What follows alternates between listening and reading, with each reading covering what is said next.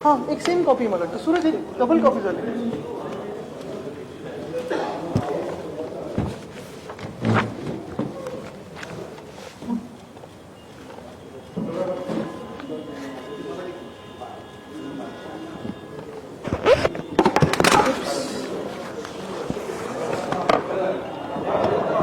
ABP पद्धत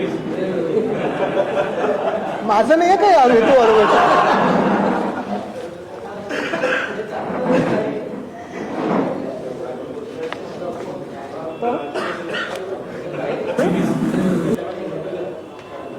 ते मला ह्यांनी सांगितलं म्हणून केलं. करूया सुरू. कशावर बोलायचं हे बघा, त्यांच्यावर फोकस करा. विषय खूप आहेत. आपल्याला आठवत असेल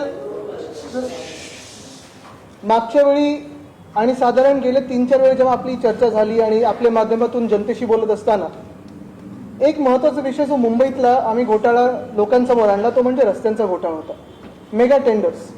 त्याच्यात 3-4 गोष्टी प्रामुख्याने तुमच्यासमोर आणत होतो आम्ही. एक तर स्केल, की एवढे सगळे मोठे रस्ते 400 किलोमीटरचे रस्ते हे शक्य आहेत का. दुसरं म्हणजे स्कॅम. ह्याच्यात मी सतत सांगत होतो की साधारणपणे 48%हून जास्ती या एस्केलेटेड प्राइसला कॉन्ट्रॅक्टर्सना काम देण्यात येत होतं. आणि तिसरं म्हणजे कॅटलायझेशनची शक्यता आहे, कारण 5 कॉन्ट्रॅक्टर्सना बरोबर 5 कामं मिळालेली आहेत, म्हणजे एक काम प्रत्येकाला मिळालेलं आहे. आपल्याला आठवत असेल जो मोठा कार्यक्रम झाला BKC मध्ये, त्याच्या आदल्या रात्री साधारण 10:30 वाजताच्या आसपास BMCने एक पत्रक काढलं. कुठेही ते जास्ती छापलं गेलं नाही, कारण 10:30 नंतर ते पत्रक आलेलं. दुसऱ्या दिवशी मोठा कार्यक्रम होता, ऍड सगळीकडे आल्या, मोठे मोठे बातम्या आल्या. पण हे पत्रक फार महत्वाचं आहे.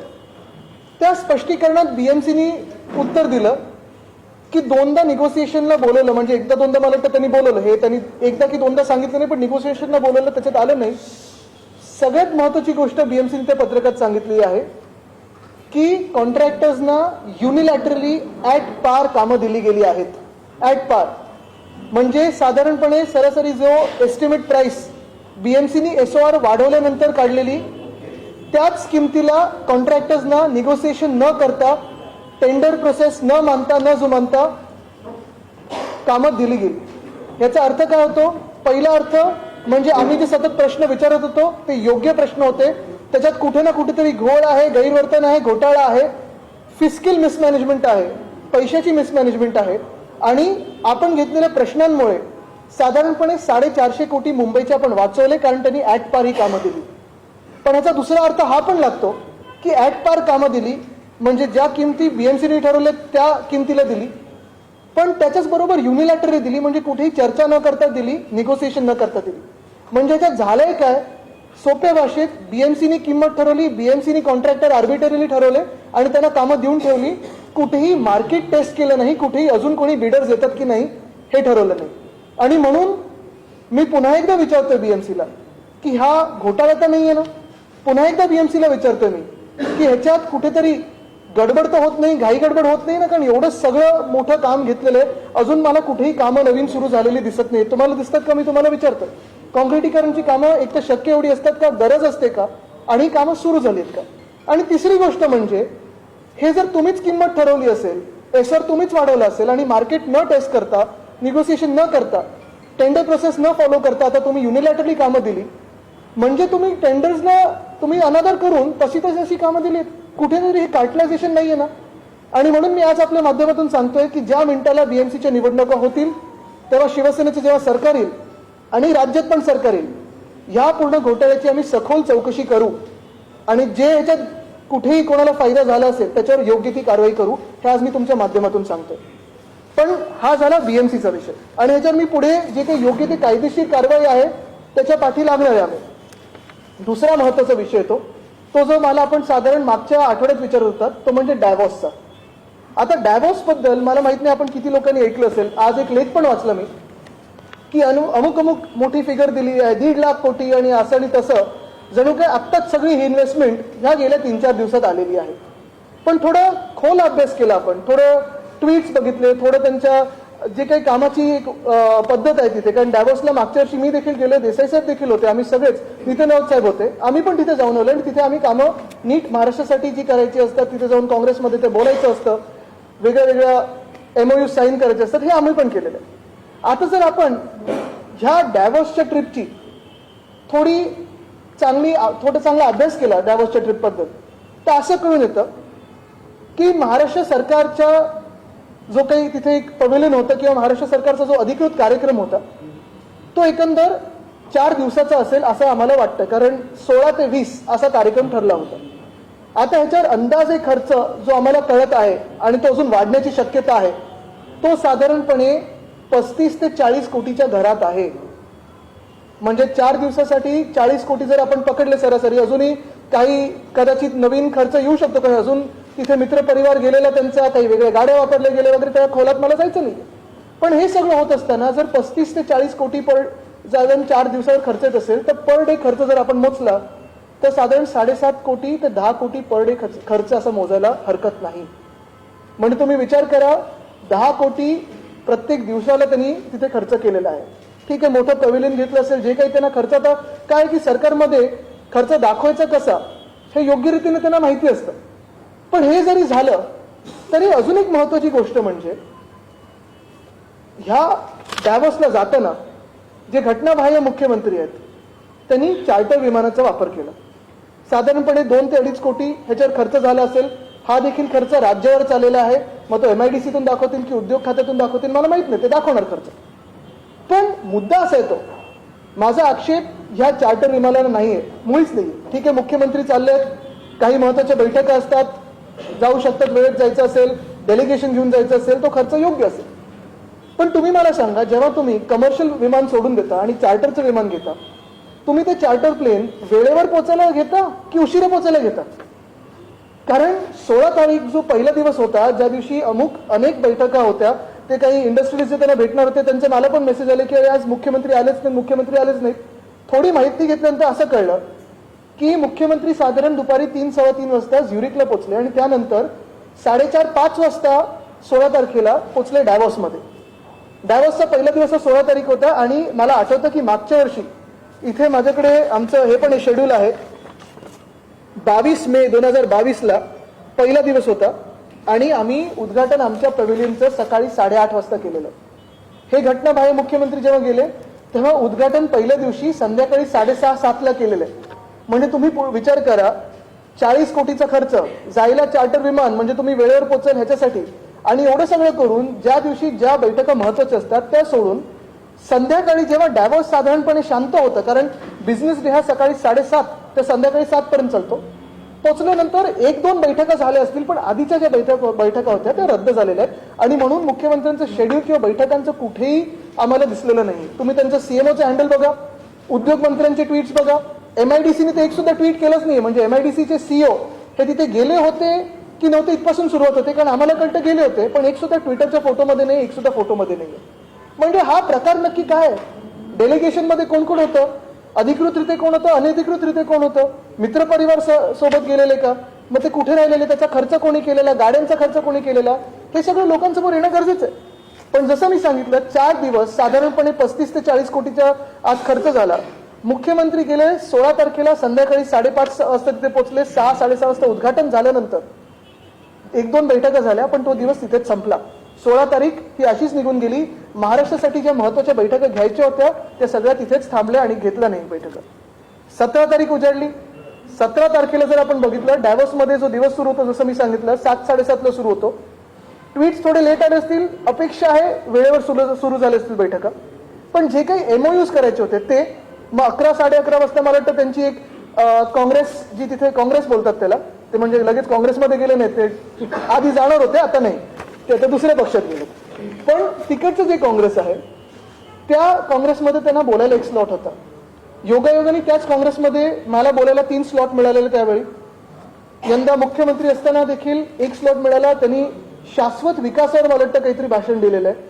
आता मला ते खरं ऐकायचंय भाषण, मी शोधतोय, कारण आरेची झाडं कापल्यानंतर, मग ते काय जंगलाच्या खालतून टनेल काढल्यानंतर मुंबईचं जोशीमठ करायला निघालेले मुख्यमंत्री हे नक्की शाश्वत विकासावर काय बोलणार, हे मला थोडी उत्सुकता आहे. पण हे जरी असलं तरी 17 तारीख जे काही बैठका झाल्या असतील लगेच 17 तारखेला संध्याकाळी 7-7:30ला तिथून निघाले आणि मुंबईला आले. म्हणजे तुम्ही विचार करा, हे एवढं हास्यास्पद आहे की जे मुख्यमंत्री चार्टर घेऊन जातात खरं वेळेत पोहोचायला पाहिजे, कारण हे नुसतं स्वतःसाठी नाही तर हे राज्यासाठी, महाराष्ट्रासाठी महत्वाचं आहे, देशासाठी महत्वाचं आहे. आपल्याला आठवत असेल जे इंटरव्ह्यू तिथे पण केलेले आपल्याच चॅनल्सवर, तिथे हेच सांगत होतो की देशात कुठेही गुंतवणूक गेली तरी महत्वाची आहे, कारण प्रत्येक राज्य हे पुढे आलं पाहिजे आणि गुंतवणूक देशासाठी महत्वाची असते. पण जेव्हा आपल्या देशातले एका महत्वाच्या राज्यातले मुख्यमंत्रीच लेट पोहोचतात, कदाचित जगाला दाखवायचं असेल की आम्हाला काही पडली नाहीये, मग दुसऱ्या दिवशी 2-3 लोकांना सांगतात की आम्ही कोणाचे माणूस आहोत आणि मग परत संध्याकाळी निघून येतात झपाट्याने.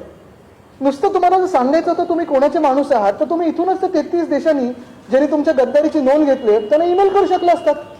त्याच्यावर 40 कोटी खर्च करण्याची गरज काय? आणि मग जो महाराष्ट्राचं जे स्टेट डिनर होतं ते सगळे झाल्यानंतर निघाले. बरं, आता ह्याच्यात महत्वाची आणि दुसरी पुढची बाब, हे सगळं होत असताना अजूनही कुठच्या भेटी झाल्या, कुठचं शेड्यूल काही आमच्या लोकांसमोर आलं नाही, जनतेसमोर आलं नाहीये. आमचं शेड्यूल मी तुम्हाला हाती देतो, तुम्ही बघा. आमच्या सगळ्या बैठका, सगळे फोटोज हे ट्विटरवर आहेत, कारण सकाळी 8:30ला आम्ही ते सुरू करायचो. 7:30 पासून सुरुवात व्हायची दिवसाची, तर रात्री 10-10:30 पर्यंत आमच्या बैठका चालायच्या आणि ते जग जाहीर आहेत. पण ज्या कंपन्यांबरोबर यांनी MOU केलेले आहेत, काय सांगितलं होतं आपल्याला आधी की साधारणपणे 1,37,666 कोटी एवढे MOU झालेले आहेत. बरोबर ना? एवढी इन्व्हेस्टमेंट होणार आहे. प्रपोज न्यू इन्व्हेस्टमेंट एवढी आहे 1,37,666 crores. आता ह्याच्यात गंमत अशी आहे की 13 डिसेंबर 2022 जेव्हा कॅबिनेट सब कमिटीची बैठक झाली तेव्हा 4 कंपन्या ज्या त्यांनी डायव्हर्समध्ये दाखवल्या त्या बरोबर त्याच कंपन्या, त्या 4 कंपन्या त्या 13 डिसेंबरच्या प्रेस नोटमध्ये. म्हणजे कुठच्या कंपन्या आहेत त्या? New era clean tech solution private limited ही चंद्रपूरसाठी, Nipro pharma packaging India private limited ही पुण्यासाठी, महिंद्रा इलेक्ट्रिक ऑटोमोबाईल लिमिटेड ही पुण्यासाठी आणि Varad ferro alloys private limited ही गडचिरोलीसाठी.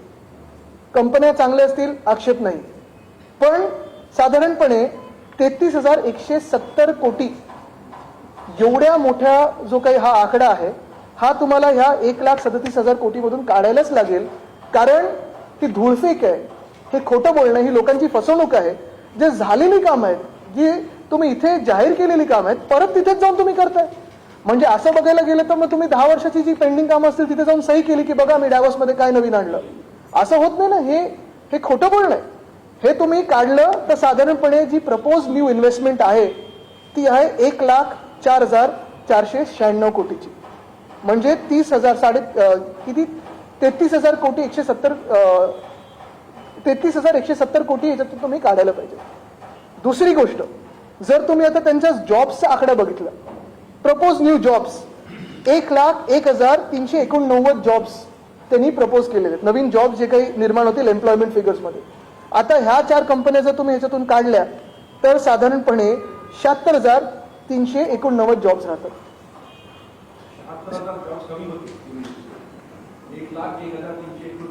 त्याच्यातून मी जे वजा केले तुम्हाला दाखवतो, तुम्हाला कॅल्क्युलेशन पण देतो, माझ्याकडे कॅल्क्युलेशन आहे पूर्ण. साधारणपणे 25,000 जॉब्स तुम्हाला कमी करायला लागतील, 76,000 जॉब्स राहतील. आणि तिसरी गोष्ट म्हणजे जे प्रपोज न्यू FDI आहे त्याच्यात 73,663 असं प्रपोज न्यू FDI 73,663 crores, त्याच्यातून आपण जर कमी केले तर 71,663 crores राहतात. म्हणजे हे तुम्ही जे साईन केलेले MOUs आहेत, जे महाराष्ट्रात साईन केले होते किंवा इथे अप्रूव्ह केलेले, एकदा घोषित केलेले, परत जाऊन तुम्ही तिथे घोषणा केली, मग पुढच्या महिन्यात तुम्ही परत इथे काहीतरी मेक इन महाराष्ट्र करा आणि परत हेच कंपन्यांना तुम्ही वर्क ऑर्डर द्याल, म्हणजे परत तुम्ही हेच दाखवणार का?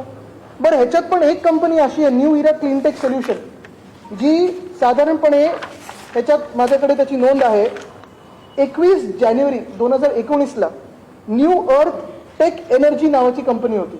त्या कंपनीने नाव बदललं आता आणि झाली new era clean tech solution. काम तेच, जागा तीच, डिरेक्टर तेच. असं होऊ शकतं का? म्हणजे त्यावेळी 2019ला ती सही केलेली कंपनी होती, त्याचं पुढे काय झालं? या सगळ्या प्रश्नांवर मला वाटतं खूप महत्वाचे प्रश्न उद्भवतात. बरं, आता तुम्ही ज्या बाकीच्या पण ज्या कंपन्या बघितल्या तर हॅथवे, बर्कशायर हॅथवे कंपनी जी आहे त्याच्यासाठी काय काय लिहिलंय? Residential park, commercial park, smart village in MMR. करणार कुठे? जे ICP आहे, एकदम थ्रिल झाले आमचे उद्योग मंत्री की ICP बरोबर आम्ही करार केला आणि परत स्मार्ट काहीतरी करणार. पण करणार कुठे? त्यांना डिफेन्समध्ये पण जायचंय, IT मध्ये पण जायचंय, सेमीकंडक्टर हब पण करायचं आहे, नॅनो टेक्नॉलॉजी पण करायचं आहे, सगळंच करायचं आहे.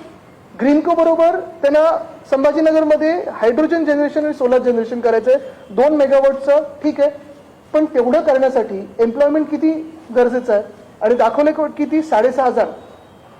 असं हे म्हणजे काही ताळमेळच लागत नाही. जे त्यांनी एम्प्लॉयमेंट फिगर्स दाखवलेत, जे त्यांनी काम दाखवलंय किंवा सेक्टर्स दाखवलेत, त्या सेक्टरचा एम्प्लॉयमेंटशी आणि ह्या कंपन्यांशी कुठेही ताळमेळ लागत नाही. आता एक ट्रायटन आहे, त्यांना व्हेकल एन्थुसियास्टसाठी वगैरे काय काय बनवायचं आहे.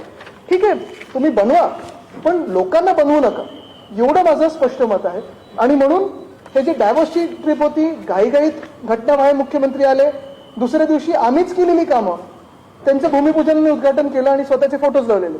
माझं म्हणणं एवढंच आहे की जे मागच्या वेळी देखील आम्ही डॅव्होसला गेलेलो तेव्हा आपल्याला आठवत असेल, सिनार्मास आणि इंडोरामा ह्या 2 कंपन्यांबरोबर आम्ही जो करार केलेला, तोच करार ह्यांनी परत एकदा केला आणि घोषित केलं की आम्ही हे आणलं.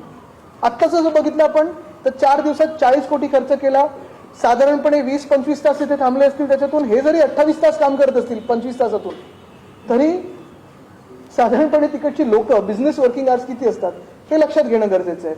ज्या त्यांनी कंपन्या सांगितल्या आहेत त्या खरोखर तेवढ्या चांगल्या कंपन्या आहेत का, कुठच्या कंपन्या, त्यांचे बॅकग्राऊंड काय, कुठच्या सेक्टरमध्ये जाणार, काही कॉन्क्रीट न दाखवता ह्यांनी असे करार केलेले आहेत.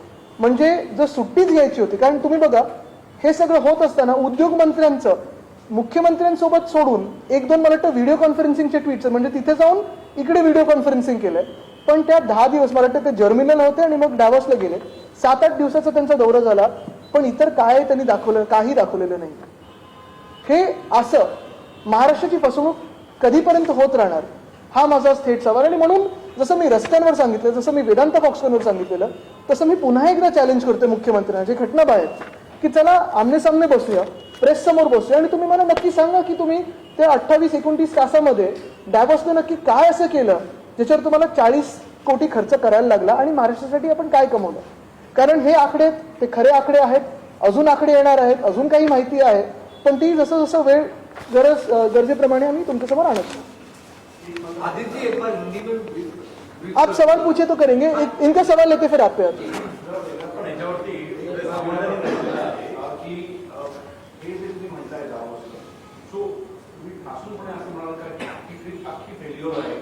आता ह्याच्यात महत्वाची गोष्ट हीच राहणार आहे की 40 कोटी खर्च 28 तासासाठी योग्य आहे का. दुसरं चार्टर प्लेन वगैरे ठीक आहे, तो त्यांचा विषय झाला, पण लेट पोचणं किती उचित आहे, कारण हे जागतिक दर्जेचा एक कार्यक्रम होता. आपण काय नक्की ग्लोबल इन्व्हेस्टर्सना मेसेज देतोय. तिसरी गोष्ट म्हणजे जे त्यांनी आकडे दाखवलेले आहेत, जॉब्सचे असतील किंवा इन्व्हेस्टमेंटचे असतील किंवा FDIचे असतील, त्या आकड्यातून ज्या आधीच्या डिसेंबरच्या ज्या गोष्टी आहेत त्या कमी करायला पाहिजेत आणि मग प्रश्न विचारायला पाहिजे जे आता उरतात कंपन्या त्या नक्की कुठे आणि कुठच्या सेक्टरमध्ये एम्प्लॉयमेंट जनरेट करणार आहे हे त्यांनी दाखवावं.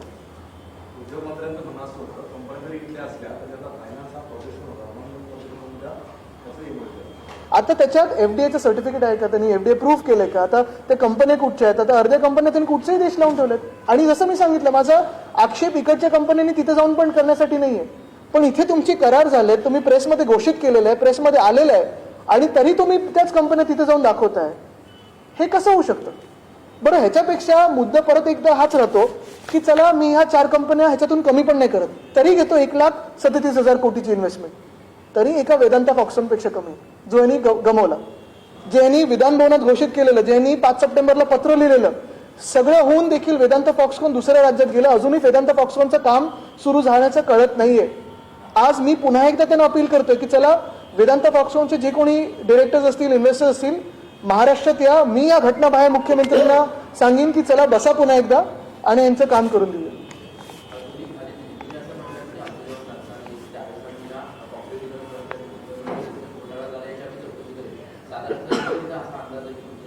आता अंदाज तुम्ही निवडणूक कधी लागेल याच्यावर लावा. कायदेशीर आता ते योग्य ती पुढचे पावलं उचलू.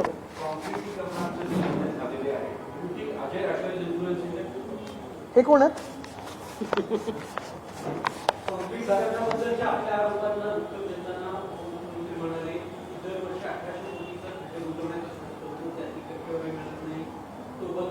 कोण म्हणाले?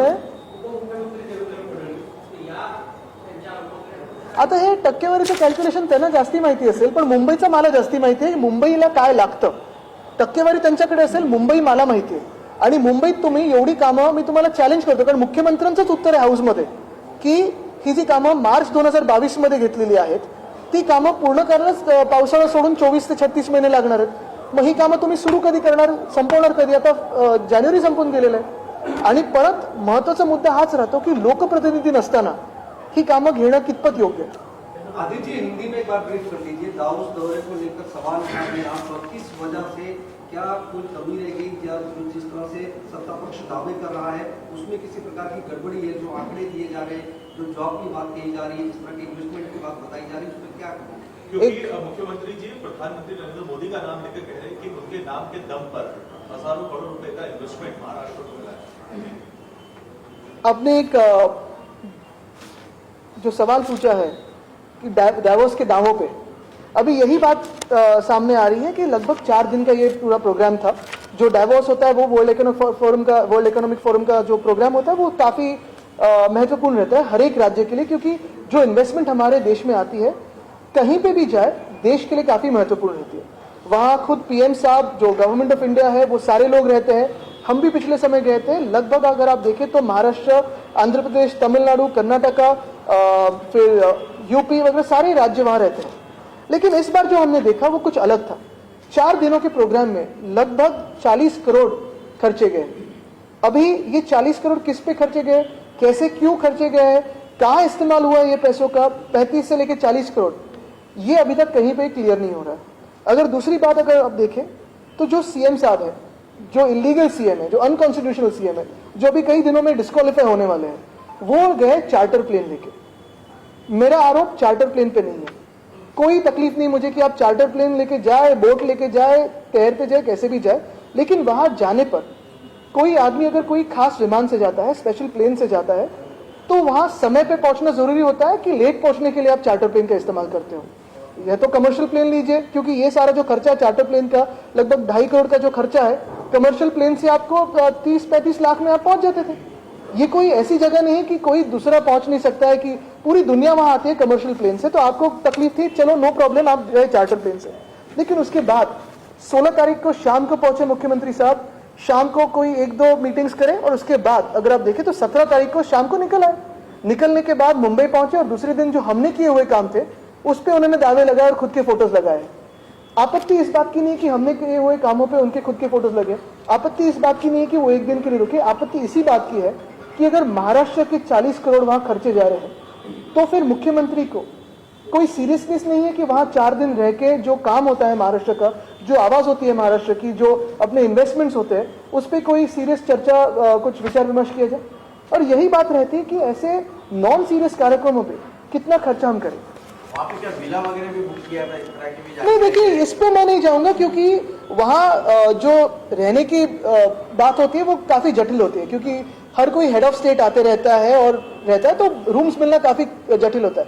तो मेरा आरोप अगर आप देखें तो पर्सनल आरोप नहीं है, मेरा आरोप कोई नीचे आरोप नहीं है, मेरे आरोप नहीं है, मेरे सवाल है कि 40 करोड़ 4 दिन, और फिर जो आपने काम किया है उसमें 2-4 तो बोगस कंपनी लग रही है, कंपनी भी सही हो, तो फिर जो 4 कंपनियां जिन्होंने 13 दिसंबर 2022 को आपके साथ एमओयू किया था, अभी वापस उनको रिपीट क्यों किया? यानी आप आंकड़े जो बता रहे हो वो झूठ बता रहे हो.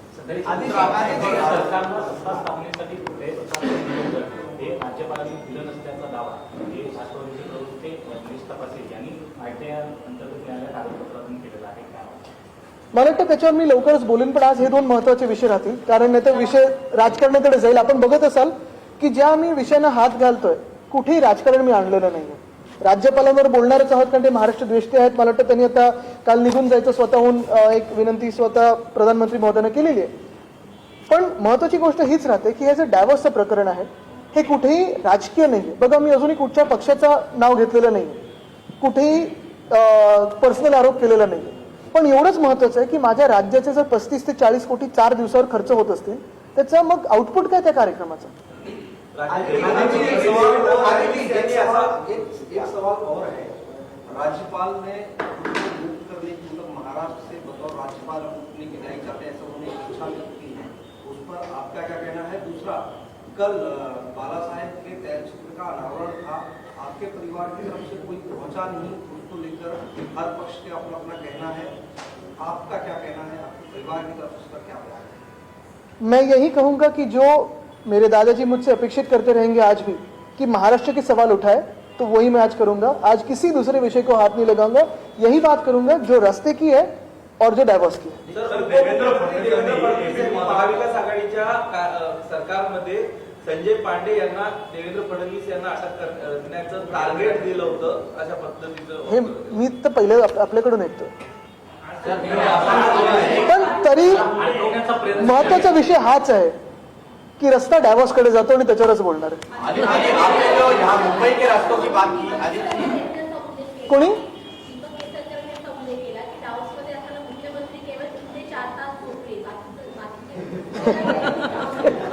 करत काय होते, कारण इतर लोक तर झोपलेले होते। एक एक लेफ्ट राईट करूया।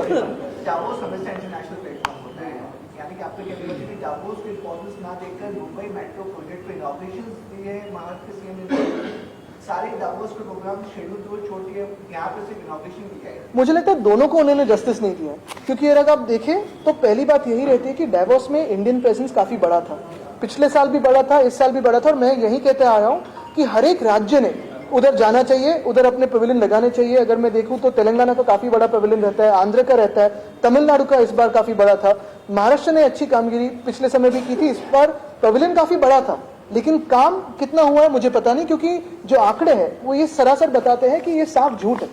दूसरी बात यही रहती है कि जो अगले दिन उन्होंने आके जो भी कुछ क्लेम किया है, रास्तों का घोटाला तो मैंने लोगों सामने लाया है। दूसरी बात जो उन्होंने करी है एसटीपी की, टेंडर्स कब थे, वर्क ऑर्डर्स कब दी गई, भूमि पूजन कब हो रहा है, 6 महीने के बाद, यही उनका सीरियसनेस है। ये सारी बातें लोगों के सामने है, लोगों के बीच में है, लोगों को पता है कि झूठ बोलने में ये लोग माहिर है। इसी क्वेश्चन के लिए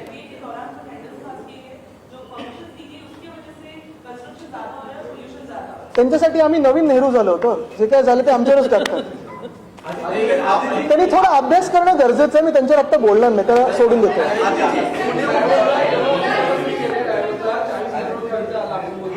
यापूर्वी आपण देखील केला होता, तेव्हा नेमका किती खर्च आला होता, आणि आपण जर या मुख्यमंत्र्यांना कोणते इनपुट भेटत नसतील तर आपण गेलेला तेव्हा कोणकोणते इनपुट होते, कोणकोणते प्रकल्प आले? आता मी तुम्हाला सांगतो, तुम्ही प्रश्न चांगला विचारलाय, मागच्या वेळी सारखा कंटाळणार नसेल तर विचारतो। आता खर्च तुम्ही शोधाचा आणि आम्हाला माहित नाही, पण मी जर विचारलंय की 10 कोटी पर डे जर खर्च येत असेल तर एका व्यक्तीने तिथे नुसतं 28 तास थांबणं हे योग्य आहे का?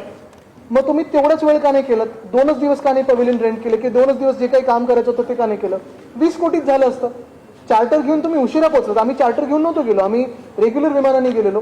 तिसरी गोष्ट म्हणजे जर आपण बघितलं तर पहिल्या दिवशी आमची मीटिंग सकाळी 10 वाजता सुरू झाली, 8-8:30 वाजता आमचं पवेलियन उद्घाटन झालं आपलं महाराष्ट्राचं। पहिली मीटिंग होती संटुरी मीटिंग, संटुरी ग्लोबल बरोबर, दुसरी होती MOU signing with global plastic action partnership, तिसरी मीटिंग होती आंध्र प्रदेशचे मुख्यमंत्री महोदयांबरोबर, चौथी होती यूपीएल बरोबर, पाचवी होती ग्रीनको, सहावी होती meeting with UAE minister for environment and climate change Mrs Mariam Mohammed Saeed Al Mheiri. मग जेमिनाय कॉर्पोरेशन बरोबर मीटिंग झाली, बीसीजी बरोबर मीटिंग झाली, एचसीएल बरोबर मीटिंग झाली, मेटाचं रिसेप्शन होतं, तिथे मी त्यांना दाखवलं, निक क्लेग जे ब्रिटनचे डेप्युटी पंतप्रधान राहिलेले आहेत 2010 ते 15 मध्ये, त्यांना मी तिथे दाखवलं की आपण मुंबईमध्ये बीएमसीच्या मार्फत गेल्या जानेवारीमध्ये व्हॉट्सअपवर चॅटबॉटवर बीएमसीच्या 80 सर्व्हिसेस कशा आणल्या, ते पण बघून थक्क होते की हे व्हॉट्सअप आणि मेटाच्या मार्फत इथे काम चांगलं चालू आहे। आता मला वाटतं ते बंद झालं असेल। मग वेलकम रिसेप्शन होतं, क्लॉस शॉप जे तिकडचे सीईओ आहेत आणि त्यांच्यासोबत बाकीचा मॅनेजिंग बोर्ड होता। दुसऱ्या दिवशी माझी मीटिंग ऑलिव्हर शॉप बरोबर होती, जे त्यांचे पुढचे हे आहेत। मग रियूज इम्पेरेटिव्हवर चर्चा होती, नायजेल टॉपिंग बरोबर मीटिंग होती, मिनिस्टर ऑफ एन्व्हायरमेंट नेदरलँड्स बरोबर बायलॅटरल झाली। मग फोरम इनिशिएटिव्ह ब्रीफिंग होतं ग्लोबल प्लास्टिक अलायन्सवर, जिथे मी काँग्रेस सेंटरमध्ये दुसऱ्यांदा भाषण दिलं। वॉयजर स्पेस बरोबर मीटिंग झाली, मीटिंग विथ केटीआर म्हणजे जे तेलंगणाचे आहेत त्यांच्याबरोबर मीटिंग झाली। एमओयू सायनिंगसाठी आम्ही 2 तास काढून ठेवले, त्याच्यात अनेक एमओयू साईन झाले। मग युनिलिव्हर बरोबर झाली, एम्ब्रेसिंग क्लायमेट ऍक्शन, त्याच्यात मी परत तिसऱ्यांदा बोललो। लुलू ग्रुप बरोबर मला वाटतं मीटिंग झाली। तिसऱ्या दिवशी आर्सेलर मित्तल बरोबर झाली, डीपी वर्ल्ड बरोबर झाली, लंच विथ गुगल तिथे झालं। त्याच्यानंतर सीपीपी इन्व्हेस्टमेंट मीटिंग झाली। मग मॅक्स ग्रुप बरोबर जे शिपिंगमध्ये मोठे आहेत त्यांच्याबरोबर झाली। अमराजा बरोबर झाली, बैजूस बरोबर झाली, महाराष्ट्र प्रेस ब्रीफिंग होतं आणि मग परत रोष बरोबर झाले आणि अजून 1-2 त्याच्यानंतर बैठका झाल्या. हेच महत्वाचं आहे की हे जसं मी शेड्यूल दाखवू शकतो 3 दिवसाचं आमचं, तसं हे दाखवू शकतात आणि किती मीटिंग झाल्या. सॉरी एक मिनिट, मला आठवतं अक्षरशः हे आठवतं मला की देसाई साहेब असतील, नितीन राऊत साहेब असतील, मी असेल किंवा आमची टीम पूर्ण सकाळी 6 वाजल्यापासून आम्ही तयारीला लागायचो. 8 वाजता पहिली मीटिंग झाल्यानंतर रात्री मीटिंग झाल्यानंतर पुन्हा एकदा सगळी टीम बसायची आणि आज काय काय झालं, दुसऱ्या दिवशी कोणाबरोबर कोणी काय बोलायचं, कोण कुठे बसायला पाहिजे, देसाई साहेबांच्या मीटिंग्स कुठच्या आहेत, माझ्या कुठच्या आहेत, नितीन राऊत साहेबांचे कुठच्या आहेत, ह्या सगळ्याची चर्चा व्हायची आणि मगच दिवस आमचा संपायचा. घाई गडबडीत हे झालं नाही, कारण डॅबॉस हे केवढं मोठं प्लॅटफॉर्म आहे मला माहिती आहे. तिथे गेल्यानंतर दिसतं, कारण काय झालंय अनेक वेगळ्या वेगळ्या गोष्टी तिथे, म्हणजे उद्योग मंत्र्यांना वेगळीच गाडी पाहिजे वगैरे ह्या गोष्टीत आम्ही गेलोच नाही. तिथे जर तुम्ही त्या रस्त्यावर चाललात डॅबॉसच्या, तर मोठ्या मोठ्या उद्योजकांना किंवा मोठ्या मोठ्या राज्यकर्त्यांना तुम्ही चालता चालता भेटू शकता. हे असं झालं का? म्हणजे तुम्ही 2 दिवस तरी 48 तास तरी नीट ह्या डॅबॉसला द्यायला पाहिजे होते. अनेक वेगळ्या वेगळ्या राज्यांचे मुख्यमंत्री भेटतात, केंद्रीय मंत्री भेटतात, त्यांच्याबरोबर वेगळ्या एका वातावरणात चर्चा होते. इथे वातावरण राजकीय असतं, तिथे एक वेगळ्या वातावरणात चर्चा होते. जसं मागच्या वेळी मला आठवतं पियुष गोयलजी होते, त्यांच्याबरोबर आमची चर्चा झाली की महाराष्ट्र किती इन्व्हेस्टमेंट आणतोय. आम्ही तेलंगणाच्या पॅव्हिलियनमध्ये गेलो की कुठचं काय तिथे इन्व्हेस्टमेंट येते, इथे काय आली पाहिजे, ह्या सगळ्या गोष्टी आम्ही चर्चा करू शकलो. सोबत 20,000 कोटींचा करार झालेला, मात्र इंटरनेटवर त्यांचं भांडवल आहे ते 3,000 कोटींचं आहे. शक्य आहे 3,000 कोटींचं भांडवल असलेली कंपनी 3,000 की 3 कोटी आहे? 3 कोटी 3,000 कोटी सुधी चेक करा, शक्य आहे. गुगल करा आणि चेक करा. पण एकच आहे माझा प्रश्न, परत त्यांच्यावर माझा आरोप नाही, त्यांच्यावर मी कुठचंही हे नाही करत आहे, हेतुवाक्य नाही, पण एकच माझं महत्वाचं गोष्ट आहे की ज्या कंपनीनी 2019 मध्ये 21 जानेवारी 2019 मध्ये वेगळ्या नावाखाली 14,500 कोटीचं जर MOU केलं असेल, तीच कंपनी त्याच जागी तेच टेक्नॉलॉजी घेऊन परत 20,000 कोटीची का करते? जब आपकी टीम गई थी, आपकी सरकार की दाव में क्या खर्च हुआ था? नाही तो काढा ना, आता मी उद्या परत काढतो. क्या क्या अचीवमेंट था, कौन सी कंपनियों, कितनी कंपनियों से MOU साइन हुआ था और कितना खर्च हुआ था? कोई खर्च अगर आप देखें तो मैं भी कल उसको जाहिर करूंगा, मुझे भी RTA डालना पड़ेगा, लेकिन यही है कि इतना तो शायद ही नहीं हुआ क्योंकि इतना हमने कुछ लैविश किया नहीं. यही बात रहती है कि खर्चा जो भी हो, और मैं पहली बात से यही बात कर रहा हूँ, पहले शब्द से, कि खर्चा उस पर कोई आपत्ति नहीं है. मेरी आपत्ति इसी बात पे है कि इतना खर्चा हो के, क्योंकि इस बार बड़ा शानदार पवेलियन था, अच्छी बात है, वहां रशियन कुछ कल पिछले समय हाउस था, इसलिए बार महाराष्ट्र इस बार हाउस था, कोई आपत्ति नहीं. लेकिन जाने के बाद उस पवेलियन का इस्तेमाल क्यों किया, कैसे किया, कब तक किया, कितने घंटों के लिए किया, उससे आउटपुट क्या है? जैसे मैंने अभी मेरा आउटपुट बताया हमारी मीटिंग्स का, वो आउटपुट बता सकते हैं क्या? जो उनका आउटपुट है उनकी तो पूरी एनालिसिस हमने अभी करी है. 4 कंपनियां तो इधर की जो इधर साइन हुई थी वो रिपीट उधर की है उन्होंने. तसं मी सांगितलं की खर्च किती असला, पहिल्या दिवसापासून मी हे बोलतोय की खर्चापेक्षा महत्वाचं आहे, कारण मोठं पॅव्हिलियन वगैरे असेल, पण खर्च दाखवणार कसं? एक, कारण तुम्ही तिथे 28 तासच होतात, हे काल उद्योगमंत्री स्वतः बोललेत, मुख्यमंत्री 28 तास होते. मग 28 तासात किती बैठका झाल्या, त्या 40 कोटीचा वापर कसा झाला, ह्याच्यावर माझा आक्षेप आहे. आज देखील मुख्यमंत्री दिल्लीला गेले आहेत आणि म्हटलं जातं की जे प्रलंबित विषय महाराष्ट्र ते स्वतःसाठी गेलेत, ते प्रलंबित विषय वगैरे नाही, कॅबिनेटचा विस्तार होणार नाही, ते स्वतःसाठीच जातात. पुणे उपचुनाव लड़ेगी क्या सर शिवसेना? पुणे उपचुनाव आज तो यही विषय, पुणे डैवोस में कहाँ होता है? पुणे डैवोस, मैं तो हर हफ्ते आता हूँ, आप पहली बार देखिए. आज एनसीपी का बयान आ गया. पर्यावरण मंत्री थे, लेकिन पर्यावरण में जिस प्रकार जो प्रदूषण दिखाई दे रहा है उसको MP जिम्मेदार है, ऐसा आरोप किया है. उनके आरोपों को मैं ज्यादा भाव नहीं देता, क्योंकि उनको शायद पता नहीं उनका जो उनकी स्टडी काफी वीक है. थोड़ी स्टडी करके और बात करें, अगर हमारी MCAP देखे, अगर हमारी पॉलिसीज देखें तो उनको पता चलेगा. लेकिन एक बात अच्छी है कि वो काफी सारे विषयों में मुझसे सुर मिला रहे. रेसकोर्स के बारे में उनका भी आरोप था कि बिल्डरों के हाथों में जा रहा है, जो मैंने कहा. ये भी विषय अगर आप देखें तो पिछले 2 महीनों से मैं ट्वीट कर रहा हूं मुंबई के AQI के बारे में, और महाराष्ट्र को पर्यावरण मंत्री नहीं है, ये भी मैं ट्वीट कर रहा हूं. पहली बार उन्होंने मुझसे सुर मिलाया, अच्छा है, सुर में सुर मिले तो.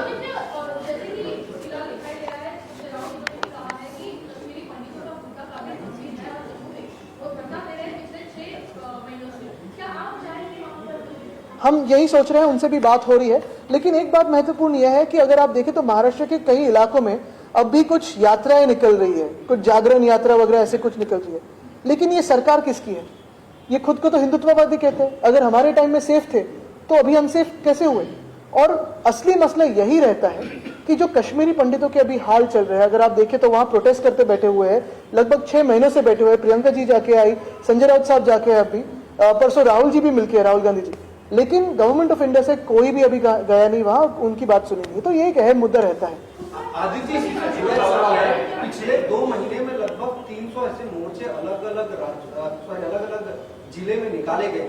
क्या इसके पीछे कोई छुपी हुई एक कह सकते हैं कि राजनीति है जिसको कोशिश की जा रही है? नहीं, शायद उनको भी इस सरकार की चिंता है कि ये सरकार किसकी है। थांबा, पहिलं तर डायव्हर्सच्या दौऱ्यावर बोलूया। महारामध्ये भ्रष्टाचार हा युवा सैनिकांकडून करण्यात आलेला आहे त्याची तक्रार आज अँटी करप्शन ब्युरोमध्ये मला वाटतं ज्या व्यक्तींनी एका महिला पोलीस अधिकाऱ्याला ढकलून पळाले त्यांनी काही बोलण्याची गरज नाही, त्यांच्यावर मी बोलू पण इच्छित नाही। महत्त्वाची गोष्ट हीच आहे की आज 2 विषय जे मी आज परत प्रामुख्याने आपल्या समोर मांडू इच्छितो। एक म्हणजे जो रस्त्याचा घोटाळा झालाय, आम्ही बोलल्यानंतर 450 कोटी वाचले, पण तो घोटाळा तसाच आहे कारण जे काही एस्केलेटेड प्राइस आहे आणि जे आर्बिटरीली आता कॉन्ट्रॅक्ट्स दिलेत युनिलॅटरली, त्याच्यावर आम्ही सरकार बनताच चौकशी करू आणि जी काही कारवाई ती करू। तसंच जी काही कायदेशीर आता कारवाई करणं गरजेचं आहे त्याच्यावर आम्ही पुढचा विचार करू। दुसरं म्हणजे डायव्होर्समध्ये जे मी सांगितलं 40 कोटीचा खर्च झाला, साधारणपणे 35 ते 40 कोटी, 7.5 कोटी ते 10 कोटी पर डे खर्च होऊनही मुख्यमंत्री स्वतः 28 तास तिथे राहतात आणि 4 कंपन्या ज्यांनी 13 डिसेंबरला तिथे साधारणपणे घोषित केलेलं ते पुन्हा एकदा तिथे दाखवतात। ते खर्चाला एवढं योग्य आहे का तिथे जाऊन नॉन सिरियस काम करणं? धन्यवाद। केवल आखिरी सवाल, जो रास्ते के काम दिए गए थे 400 किलोमीटर के, मुख्य तौर पर पहले जो टेंडर फ्लोट किया था 5,00,000 करोड़ का, उसमें कंपनी नहीं आई। बताया गया कि टीसीएस जैसी कंपनी को कि वाकई में कॉस्ट एस्केलेशन हुआ है क्या, इसका काम दिया गया था कि वो रिपोर्ट सबमिट करें, क्योंकि रिपोर्ट नहीं आई उसके पहले ही जूनियर इंजीनियर से करवा लिया गया। क्या ये बात सही है? आपके पास इस तरह की कोई जानकारी? ये जानकारी आपसे मिल रही है मुझे अभी। धन्यवाद। आता आखिरी सवाल बोलने